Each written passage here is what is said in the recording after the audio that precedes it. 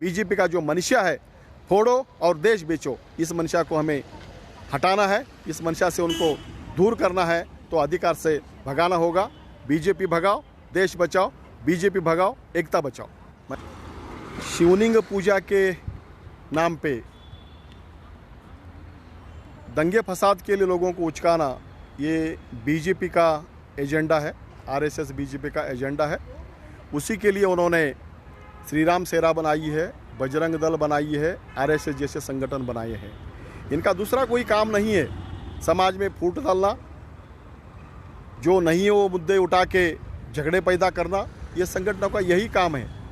जब अकाल गिरता है, जब कोरोना रहता है, अलग अलग लोगों के मसले होते हैं, स्कूलों में टीचर नहीं रहते, पीने को पानी नहीं मिलता, तभी एक शब्द भी ये लोग बात नहीं करते। बजरंग दल, श्री राम सेना और कोई भी होने दो, ये लोग किसानों की आत्महत्या है उसके ऊपर कोई बात नहीं करते। 13 महीना किसानों का आंदोलन दिल्ली के आजू बाजू में चला, उसके ऊपर कोई बात नहीं है।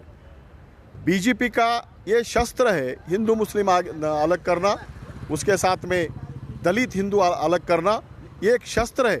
ये शस्त्र क्यों अलग करना चाह रहे बोले तो हमारे देश का जो संपन्न मूल है, ये पूरा क्या पूरा बाहर देश के कंपनियों को बेचने का जो तंत्र है, जो मोदी सरकार ने जो 5-6 साल घूम घूम के जो अग्रीमेंट किए हैं, ये सिर्फ ये तंत्र है बेचने के लिए। यहाँ पे सबसे ज़्यादा परेशान हिंदू रहेगा, उसके बाद में मुस्लिम रहेगा, दलित रहेगा।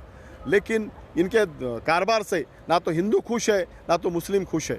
ये देश में का हर नागरिक परेशान है, क्योंकि परेशान करने की जो राजनीति है वो भगवान के नाम पे होने दो, राम के नाम पे होने दो और किसी के नाम पे होने दो। इनके पास कोई डेवलपमेंट का यम ही नहीं है, डेवलपमेंट का कोई इनका इरादा ही नहीं है।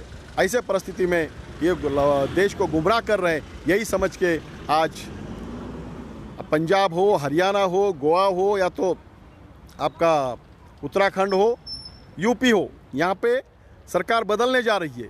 वहाँ पे बीजेपी सरकार को लोग पलटा रहे हैं। ऐसे स्थिति में देश भर में यह हालत तैयार होने की ज़रूरत है, क्योंकि अधिकार में ये जनसेवा करने के लिए नहीं, देश को तंदुरुस्त करने के लिए नहीं, देश को विश्व गुरु करने के लिए नहीं, देश को दुनिया का गुलाम करने के लिए इनका जो कारोबार चल रहा है, इसको हम इनके मकसद को समझना चाहिए। हिंदू मुस्लिम सभी लोग यहाँ पे भाई भाई के जैसा रह के, मजबूती से रह के इनको हराने की आवश्यकता है, इनको अधिकार से भगाने की ज़रूरत है। अलंद अगर शांत रखना है तो सबसे पहले वहाँ पे जो 4 एमएलए आए थे उनको अरेस्ट करना पड़ेगा, हर्षा गुत्तेदार को अरेस्ट करना पड़ेगा और एमपी को अरेस्ट करना पड़ेगा, क्योंकि शांति भंग करने का जो काम उन्होंने ही पहले कदम उठाया है, उन्हीं को अरेस्ट करने के बाद में वहाँ पे शांति स्थापित होगी। वहाँ पर जो बेगुनाह मुस्लिम नौजवानों को जो पकड़म पकड़ी का काम चल रहा है, उससे पहले जो 144 तोड़े हैं उनको पकड़ने का काम पुलिस ने करने की ज़रूरत थी। जो कुछ मिला वो मुस्लिम ही गुनहगार दिखाई दे रहा है, मुस्लिम को ही गुनहगार बोल के पेश कर रही है। जो पुलिस यंत्रणा है वो छोड़ दें। देश की हालत ख़राब करने में आप बीजेपी का साथ, बीजेपी के हाथ में हाथ मिला के काम न करें, ये कहने का मैं आपको एक ताकीद के तौर कह रहा हूँ। आप इस तरीके से देश को नहीं बचा सकेंगे। आपका जो हिंदुत्व का एजेंडा है, हिंदुत्व का एजेंडा ये देश को बेचने के लिए है। ना तो इस देश में ना तो सिर्फ हिंदुत्व रहेगा, ना तो कोई इस्लामिक कंट्री बनेगी, ना तो क्रिश्चियनिटी कंट्री बनेगी। ये तो सभी सामूहिक तरीके से जो पूरे मज़हब के सभी धर्म के लोग यहाँ पे रह रहे हैं, सब मिल के इस देश को चलाने का काम करना पड़ेगा, तभी जाके देश मजबूती से चलेगा।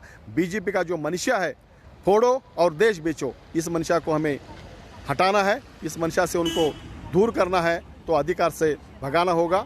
बीजेपी भगाओ, देश बचाओ, बीजेपी भगाओ, एकता बचाओ। मैं मौला मुल्ला, सीपीआई भारत कम्युनिस्ट पक्ष का स्टेट कमेटी मेंबर।